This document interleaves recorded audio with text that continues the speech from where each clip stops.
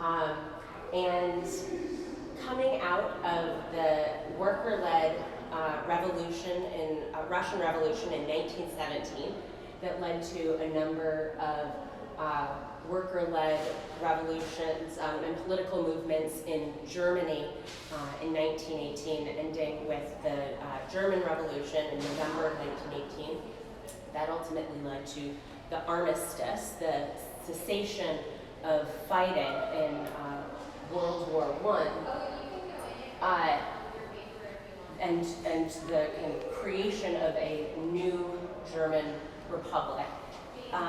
In Weimar, starting at the end of January, beginning of February 1918, there was a constitutional congress that met in Weimar to determine the new path and the new government for Germany. Well, it was in April of 1918 that the Bauhaus Weimar was founded by Walter Gropius. It was something that he'd been working towards for a number of years.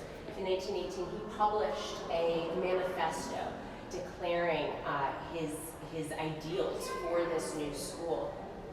It wasn't technically a new school, it was the combination of two existing schools that he was pulling together and uniting. So we have this idea of ideals and unity in a variety of ways. So coming out of the Industrial Revolution in the 1850s, there had been this kind of separation between the artist and the craftsperson. The artist is seen as a more elite figure and the craftsperson as more of a laborer. And it was really Walter Gropius's goal to bring these two practices on equal, and place them on equal footing in the school. So he designed the school to also unite a variety of disciplines. So there were workshops that focused on wall painting or mural painting, on textiles, on ceramics, on metalworking, on interior design or fixtures. But Bauhaus literally translates to building house. He was an architect. He saw architecture as a Gesamtkunstwerk, a long German word that just means a complete work of art. So every element that goes into it, adding to this whole work of art. The school was created on an apprenticeship model.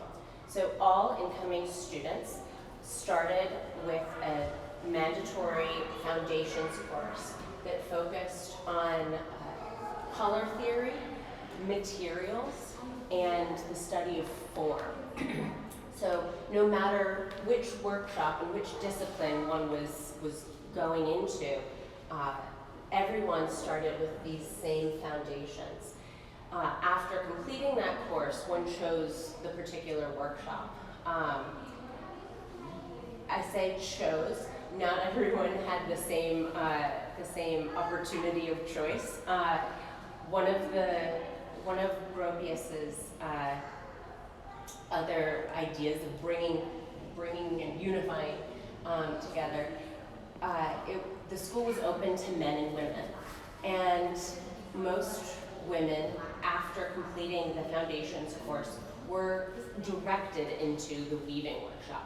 That's not to say that there weren't examples of women who kind of paved important pathways into other workshops, but the majority were kind of directed into the weaving workshop.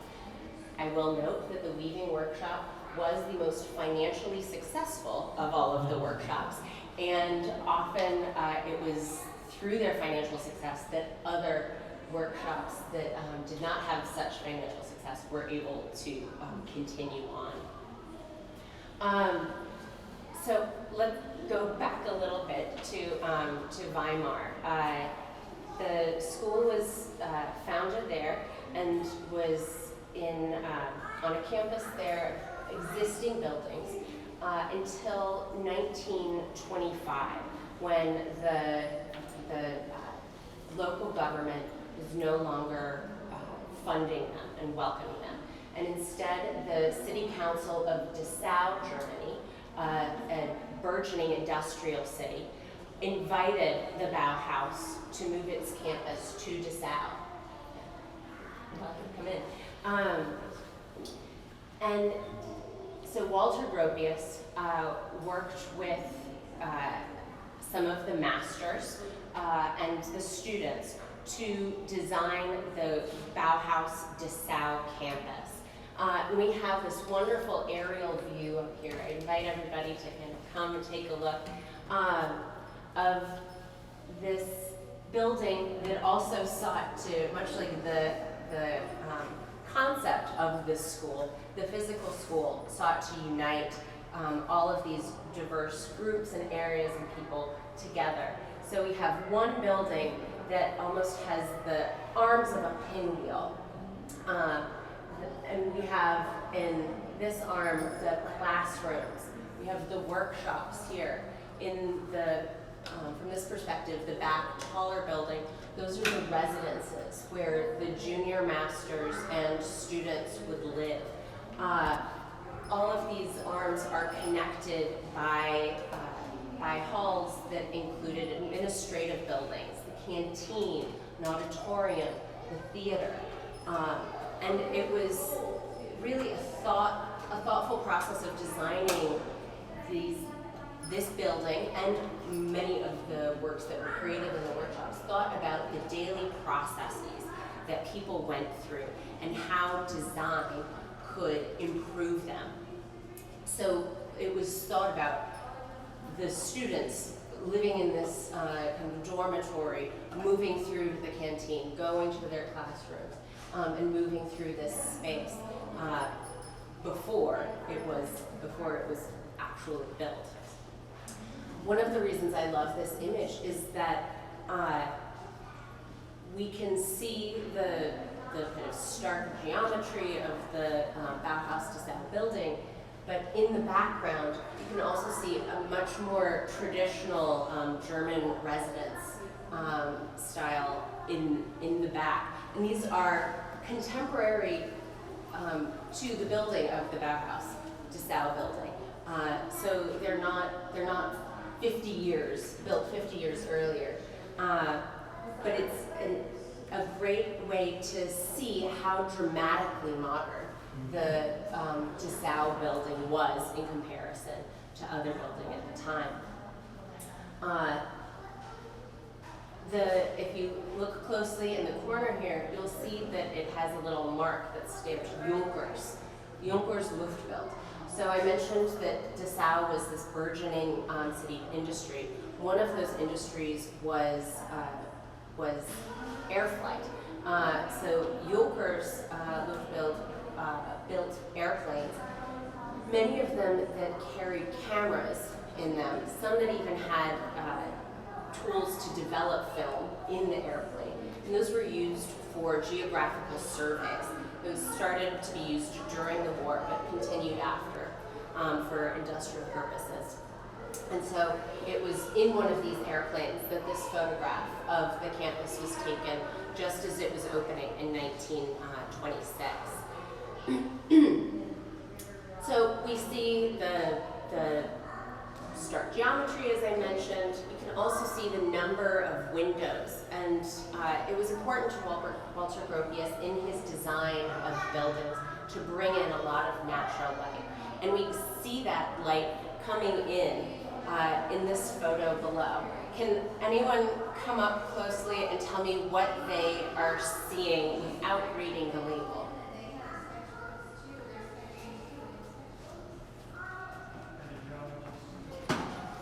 Any guesses? Electrical? Yes. Yes. So we are looking at the bottom of the. This is actually the theater hall. So close to a lecture hall. These are the legs of the chairs that are attached to the floor in the theater. So we are seeing the light that is coming in, reflecting off of these metal legs. So the chairs, which were designed by Marcel Breuer, were one of the first uses of the metallic tube as an element for furniture design, not just industrial design. So bringing it into contemporary use for the average person. And it was actually for one of the very original designs of the metallic tube chair was for Junkers Luftbild's office space in Dessau. So we have a lot of things kind of coming together. The picture on the bottom here was taken by Lux Feininger. He was the son of one of the first masters who was invited to teach at the Bauhaus, beginning in Weimar, Lionel Feininger. And so he had kind of been around the Bauhaus. He eventually became a student, and he is known for creating one of the best archives of daily life at the Bauhaus. He was hired by Oskar Schlemmer, who ran the stagecraft and theater workshop, to take pictures of the theater, of the space, of the masks. And so I'm now going to kind of transition over to this wall to show another work by Lux Feininger that highlights some of the masks that were used in the theater workshop. And I recently found several photographs with similar masks that were identified as designed by Lux Feininger. So, haven't quite confirmed it yet, but I think that at least the top mask here, and maybe the one in the middle, were in fact designed by Lux Feininger as he worked in the theater workshop with Oskar Schlemmer. There was a journal entry he wrote about a production he saw that was orchestrated by Oskar Schlemmer, that had a single figure on stage dressed in all black wearing a metallic mask. And this presentation was transformative for Lux Feininger. And so there are other works in his archive that show masks nearly identical to these in different spots around the Bauhaus Dessau campus, including on the roof. So in mentioning the roof, you'll notice that from the image of the building that the roof is flat. So that was a space that became a meeting space. Classes were held up there. The Bauhaus Band met there. Picnics and cocktail parties were held up on the roof. We know that from images by Lux Feininger and a number of other artists. And we also have on view this work by Werner David Feist that is a texture study. And we believe that this is from the roof of the Bauhaus Dessau building.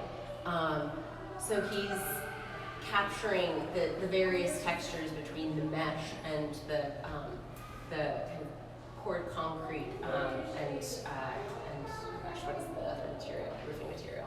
Not tarmac, but anyway, considering the light and the shadow and really using this as a means of study. So we can imagine students going through the foundations course, exploring the campus and using it as a tool for study, taking texture studies and light studies as they went through it. Werner Feist studied with the artist of this work, Laszlo Moholy-Nagy, who ran the foundation's course, was a renowned photographer in his own right, before beginning at the Bauhaus, was already writing on the process of photography and the role of photography in the camera. He coined the term the new vision. He saw the camera as a tool to not just reproduce what existed in reality, but to be productive, to produce new works of art. And so it was in works like this. So creating a kind of geometric, abstract view. So using dynamic viewpoints, say lying on the floor of the theater and looking at the chair legs, not a kind of traditional vantage point that a lot of photographers were using. And I will note that in this advertisement for the Schocken department store that we have on view here, I mentioned Marcel Breuer earlier, the designer of the metallic tube chairs. Well, here we have him figured twice in this work, kind of telling us to like stop, following the language of stop. Have you been to the Schocken department store? And then kind of helping us follow this path to the physical buildings that we see in the background. So this is the second rotation that we have done in this exhibition. We've kept some of the works that were up in the first rotation and then have added and included a couple new ones. So while Laszlo Moholy-Nagy has been here since the beginning, we're really excited to bring in several new works, including this by Lucia Moholy, who was a freelance photographer. She was not a master or a student at the Bauhaus, but was very much part of the Bauhaus entourage. So not every person who was involved in the school was specifically a master or student, but there was this large community that really helped kind of spread the ideals and excuse me. So Lucia Moholy was also married to Laszlo Moholy-Nagy. And so here we have an amazing work, a very closely cropped portrait of her friend Florence Henri. And so I love to think about all of the connections that happen in this space, but both in the kind of concept of the Bauhaus, but also specifically on the Bauhaus to South Campus, as people were walking through all of these buildings, crossing the classrooms and the auditorium, and going up to the band performances in the theater and meeting each other, because that was very much part of it. It wasn't just you go to school from 8 to 3 and then go home. This was where people lived, and their artistic practice was happening alongside their life practice. So they were sharing all of these things. We have, so Florence Henri, the person presented in Lucia Moholy's picture here, was a student who came to the Bauhaus in 1927. She came as a painter, and she was there to take a summer course with Laszlo Moholy-Nagy, and she lived with Lucia and Laszlo for that summer. And within a span of weeks, she kind of decisively moved from painting to photography under their influence. And we have a work by Florence Henri just next to her portrait over here. So we have this, well, again, I want to ask questions. What do people see here? What do you think is represented, or how is this photograph set up? Is that it's in mirrors, with mirrors? Exactly. exactly. So she has set 2 mirrors up against each other, like this.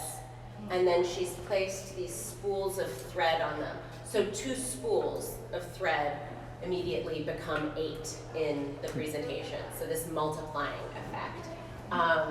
But she's also playing with the geometry and the lighting, and that dynamic under the influence of Lucia and Laszlo, that dynamic use of composition.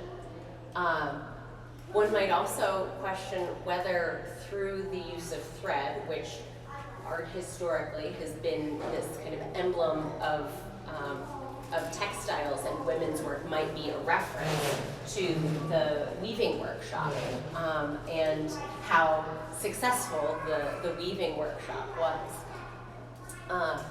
Another member of that we have on view in this presentation is Gertrude Arndt. She attended the Bauhaus. She was wanted to be an architect and was told, if you want to be an architect, go to the Bauhaus. She gets to the Bauhaus. At that point, they don't yet have an architecture workshop. So she goes through the foundations course and is then directed into the weaving workshop. She graduates, gets her certificate, and and marries one of her classmates. They move away. A couple years later, he is invited back to be a junior master, and they return to the Bauhaus Dessau campus. It's at this point that she begins a series of 43 masked self-portraits. So she is using these elements of, she's using silk and lace and flowers and makeup to transform herself into different archetypes of femininity. And I can only see this like clear line between those materials of textiles, kind of identifying the weaving workshop, and I find it fascinating. If anyone is familiar with more contemporary artists like Cindy Sherman or Yasumasa Morimura, these artists who are performing gender and gender identity. And so she is kind of on the forefront of that in 1931, using these elements to kind of transform herself and perform identities. I find that fascinating. And also tying into the kind of structure of the weaving workshop. So I've talked a little bit about it being multidisciplinary. Men and women were involved. It was a truly international school. So over the 14 years that the school existed, there were students and masters from 29 countries, and that was a kind of crucial component. So people were coming from around the world, and then returning or going further around the world. And one of the Bauhaus's kind of the most important thing to remember about the Bauhaus is that it changed the way that design was taught, and it changed that pedagogy. So as people returned or left for new places, they took those ideals that were taught at the Bauhaus and brought them to new areas, including Shreveport, Louisiana. So there is a film that is about to premiere, I think it's April 2nd, that's been organized by the Louisiana Architecture Foundation on 2 brothers from Shreveport who, I believe it was 1923, went to study at the Bauhaus and then returned to Shreveport and built some of the earliest Bauhaus-inspired buildings in the United States. So it's really fascinating. But so Shreveport, Louisiana, Tel Aviv, Rajasthan, India, people were coming from around the world, and this was supposed to be a place where all ideas and philosophies and religions and approaches to life and design could be shared and brought together. And in the German political moment, that was threatening to the rising Nazi Party. And so in 1933, the Nazi Party essentially closed the Bauhaus. It began a little earlier, beginning with the election of Nazi Party members to the Dessau City Council. The director, so there were 3 directors of the Bauhaus over its lifetime. The first was the founder, Walter Gropius, then Johannes Meyer, who was very kind of left-leaning, with the